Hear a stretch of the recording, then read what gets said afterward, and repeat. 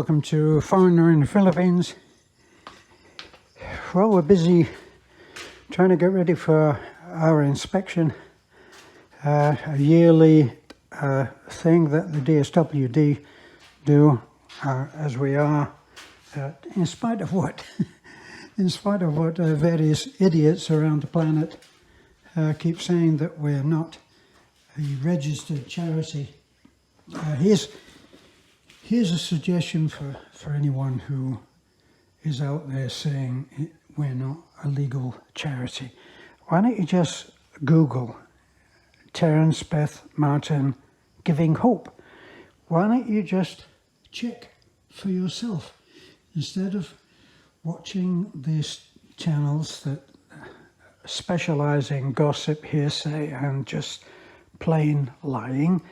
You can go and you can check these things out for yourself. So do that and have a ball. Meantime, we're in the middle here of getting ready. This is actually officially our office, so we need and have been needing to get down to to painting. You can see there's a ton of painting to be done. We're having the electrics checked at the moment.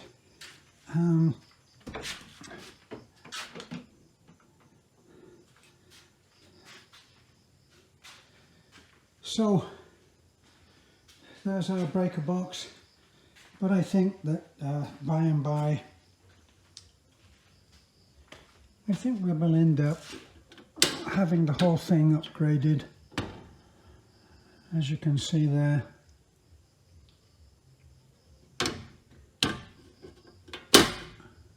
Let me see.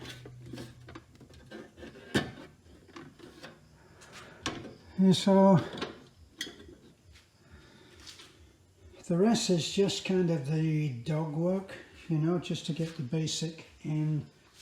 My plan, get the basic in white. So this really mainly is an undercoat of white, but these main panels in the middle where the windows are, that will remain in white, and probably ceiling. And the ceiling panels, they'll be coloured different, but it will be nothing really blatant. It will be fairly subtle pastel colours, as we did in the living room. And so that's where we're at right now. It's a lot of work, but you just have to kind of plod along and do the next foot and the next foot and the next foot, and that's the way it goes. We had this extra window put in, which I'm very pleased about. At one point I'd intended that there was a disc here. This is the disc, dismantled of course, and that used to be here before we decided to upgrade and panel everything on the inside. So we found that corner was too dark, so we had another window put in, which is good because that's an opening window, sliding opening window, and one more over there. I wish actually we'd made one of these a slider, but we didn't. We could have made that one a slider too. Of course, they are more expensive, so that's something that you have to calculate. This is a one-piece window there. And you've got various regulations that you have to adhere to. You have to have all of your permits and licenses and awards. Our solicitation,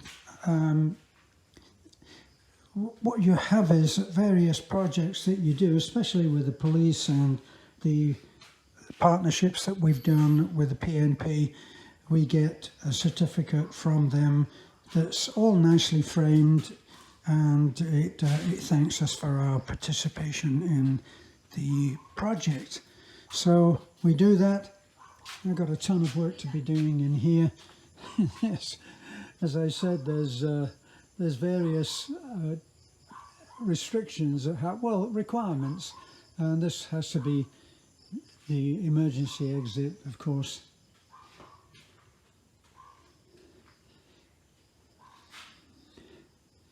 So after our little adventure with the fire, we've now come to, we had that whole thing checked out and made safe, and so as far as the house goes, we're feeling confident. But it is the Philippines, and what passes for confidence and a complete checkout here is really not the same as in the West. You have to face up to that. We're living in a country where 7 people can ride a motorcycle, and people can ride the strong backs that go with the delivery truck. All of the people that are in the back, they'll travel on top of the materials, often on top of the cab. There's not really very much by way of checking on the back lights of any vehicle that's on the road, and sometimes vehicles will travel with no lights at all, which can be scary if you're overtaking, and if you get behind, coming back at night, if we get behind a tricycle, and tricycle can be just poodling along at, say, 25 or 20 kilometers an hour. So it's just not practical to say, well, don't do any overtaking. We have 20 kilometers to get through from Taliban to where we turn off onto our dirt road. So you have to put your headlights on, and fortunately, of course, with the Raptor, they're excellent lights, and so that's about as safe as it can be. The big risk is if you are on your own side of the road and heavy goods is coming the other way, and they're not dipping their headlights, and so you're really heading into a black hole on the side, on your side of the road, and your headlights, no matter how powerful, will not cut that. And then you have to allow for the fact that there can be people sitting on with their butt on the white line, and the roads are just not, well, we're living on the national highway.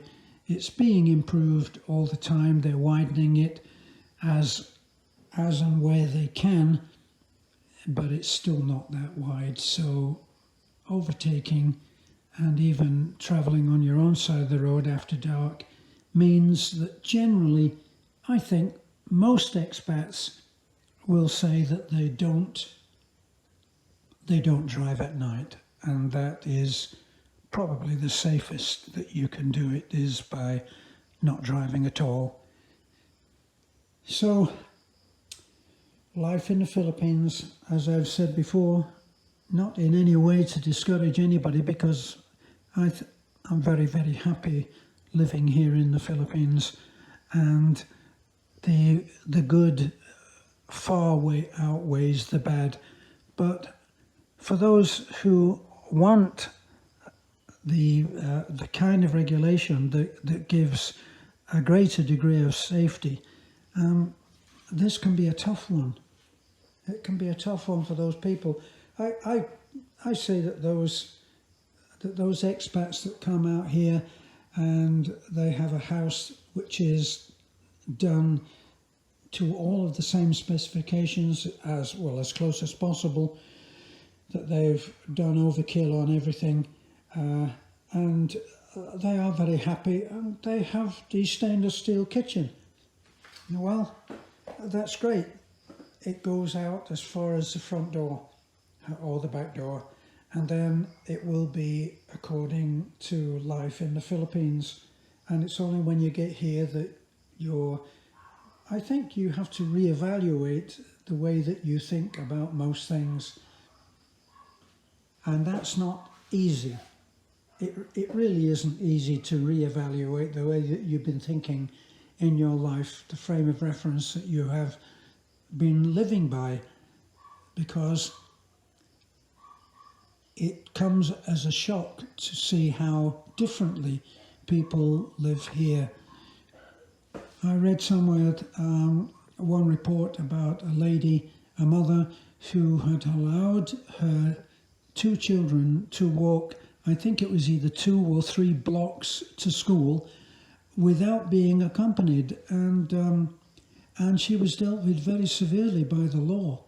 She was reported and I think severely penalised, if not put in jail. So that's where most people coming from America, the ones that are disillusioned with the amount of regulation, will always say that they are creating the nanny state. They call it the nanny state, where every conceivable way that someone can be in any kind of danger is at least, that they are at least trying to eliminate that, and it just plain doesn't really work.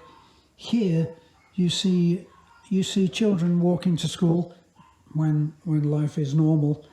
You see kids walking to school who can only be 6 and 7, 8 years old, and they're walking along the national highway to get to school. And it's more like Thunder Road, for most people.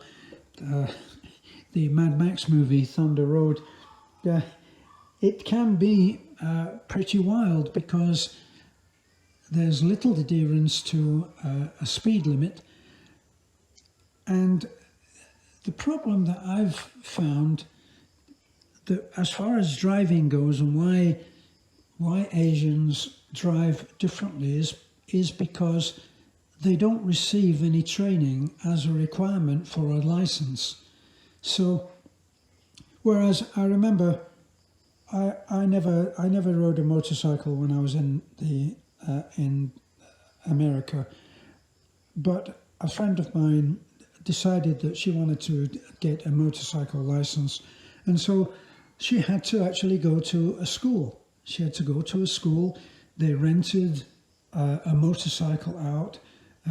There was a large training ground, like a huge parking lot, if not a parking lot, and they went through all of the various needs in terms of skill that you would have to acquire in order to safely ride a motorcycle. There's no such thing here. We're still trying to find somewhere where a school that's close enough to make it practical for Beth to go to lessons. I think that most husbands out there will agree that husbands teaching wives to drive doesn't usually go very far. So I've tried with Beth, but I think that she will actually do better by having an instructor. I'll be very interested to find out and discover how they train people here, just on very basic things like double parking. Here you will find that there is no awareness of what double parking is. So everybody double parks. On especially the national highway, which has vehicles travelling very fast, they have people pulling off, but still keeping half of their vehicle on the side of the highway, which, if they wanted to, if they were aware, they would be able to pull off completely, so that therefore they would not be creating any kind of a hazard. But they don't, because there's no training. When I started to drive, I remember I started to drive when I was very young, I think 17 or 18. Not very young for an American, because most Americans, especially those living in a rural place, who lived on farms would have been driving a tractor from the age of about 7 years old.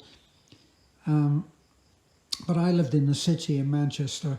I never had a chance to drive until I went into the army. But even then, when I just went thinking I could just go, well, I can drive, and I went for my driver's license, and I realized very quickly that you need training.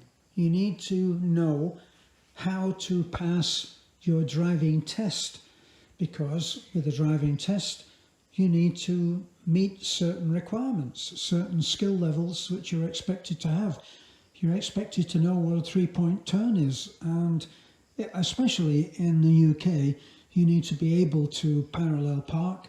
You need to be able to reverse around a corner. Now that's something that I don't think maybe doesn't even, it's not even on the requirement thing now. But when I took other people that I taught to drive in Fort Myers, and I took them for their test, what I saw them doing was in a parking lot, they would have to perform certain maneuvers between traffic cones, and so they'd have to be able to reverse into given areas. And so they did receive training, and they received common sense, good roadmanship, if you like, and they received that training, and so things generally were much safer on the road. Not so here, and that will really stick out to anybody that comes and starts driving here, will be that it's a little bit like Dodge City on the road. And so that's one of the things you need to get used to. Oh well, that's my update on our extension, our office. As you can see, that seems to have clicked off at the moment. But that's our our camera setup for outside. Okay, well, thanks a lot for looking in, and we'll see how much painting I can get done tomorrow. Bye for now.